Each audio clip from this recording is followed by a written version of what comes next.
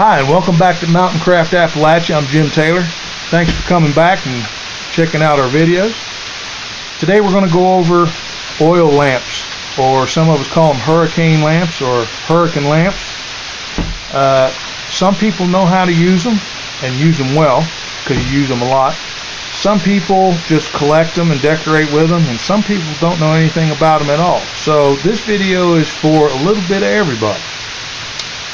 So the first thing you do is choose your lamp, and I've got a few examples here. This is an antique. How you tell an antique? A lot of the mantles, which is the metal part here, screwed into the glass, and I have an example right here. The threads were in the glass. Those are the older ones. They made a few reproductions like that. Okay, then you have the colored ones, and I'll tell you, I love going antiquing, or I call it junking, and these lamps can get so ornate. These are reproductions, and if you look, that screws on top of the glass like a lid. Those usually are not antiques. Those are usually reproductions or functional lamps that people just buy, pick up, and a lot of people don't use the antique ones, but we do. We use them all. So choose whatever lamp fits whatever you're going to use it for. If it's for a camp, if it's for antique looking, or if it's for kind of ornate, choose your style. Okay, so once you choose your lamp, then what you do is you go to the local hardware store. The local hardware store will sell lampshades, wicks, and lamp oil to fix anything that you find anywhere, and you can pick these up at yard sales. Sometimes you'll find them without the lamp shade on it, or the chimney. This is called a chimney. This is more of a lamp shade. A lot of the old time ones had chimneys inside of these, which look real pretty. So these are the chimneys, and this is a real antique one, has the beads on it. There are some reproductions of those. Okay, and these are my favorite. I like just the plain old glass, old-timey looking one. These are short, or you can get them very tall. So like I said, local hardware store will have those. Okay, so you've picked your lamp, you got the one that you like, you go to the hardware store. First thing you should buy is the oil that goes inside the lamp. This stuff comes in every color imaginable. I've seen it now with fragrance, and I usually buy a couple of gallons, 3 or 4 gallons at a time, and leave it underneath the sink or out in the shop. If you got a cabin, make sure you have extra, because you never know.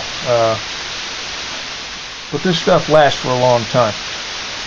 A lot of people that try to go for the real old-timey look, they have yellow, and the yellow kind of emulates the old whale oil that we used to use in America. So if you're looking for that old-timey look, you could get that. But again, I like clear. It's usually pretty cheap. You can find it anywhere. So, and you can buy it in just about any kind, any graduation, gallon, pint. But get your lamp oil, and then what you do is you go to your lamp. Now, first thing you do is you unscrew the mantelpiece, is what I call it. Check your wick. Make sure it's not breaking apart. Make sure that it's not. They'll fall apart real easy on you if they're really old. Check the function of it. Turn it up and down. Make sure that the wick goes in and out. Okay, and we'll get to the cut of the wick here in a minute. So you've done that. you take this while you have the mantle out and everything, and if it's empty, you clean it. This one needs a little bit of cleaning, but you clean the inside, try to dry the inside. You can use a bottle brush to clean it if you really got to get in there, or if you find one at a yard sale that's missing its mantle and stuff, and you find one just like this, that's a great find, and you can buy the replacement pieces to go into it. So, and this is usually how I find the antique ones, because if everything's there, they want a little bit for it. You can usually get this for about $5 to $10, the glass part. Check it, make sure there's no cracks in it. Always check it, safety. Okay. Then, once you've cleaned it and everything, you take your oil and you fill it up. Okay, once it's filled up, you take your mantle and wick, put it back in, screw it on. Okay, now,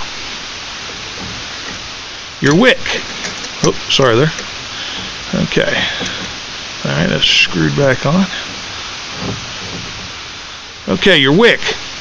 Once you get everything in there, pull your wick out a little bit. And you're going to trim your wick. Okay. I've drawn a little diagram right here. There's 3 ways you can cut the wick. You can do a straight cut across. You can do the rounded cut, or you can do the V cut or snake tongue. The way you cut the wick up here is the way your flame's going to burn. And this is just preference. Usually the snake tongue or the V cut usually gives you kind of a double flame. Sometimes a little brighter, but I have tried all 3, and all 3 work pretty much the same. It depends on what you want to do.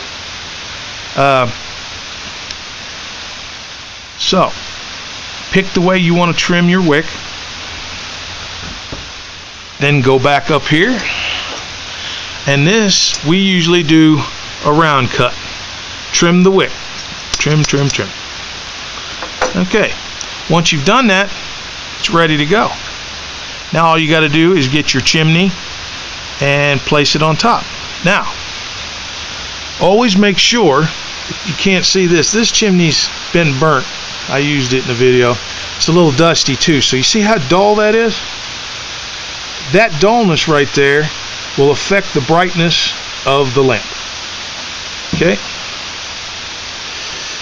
This right here, clear, will be bright and shining. Okay. Well, that's the end of this video, part 1. Part 2 coming up next. Thank you for tuning in.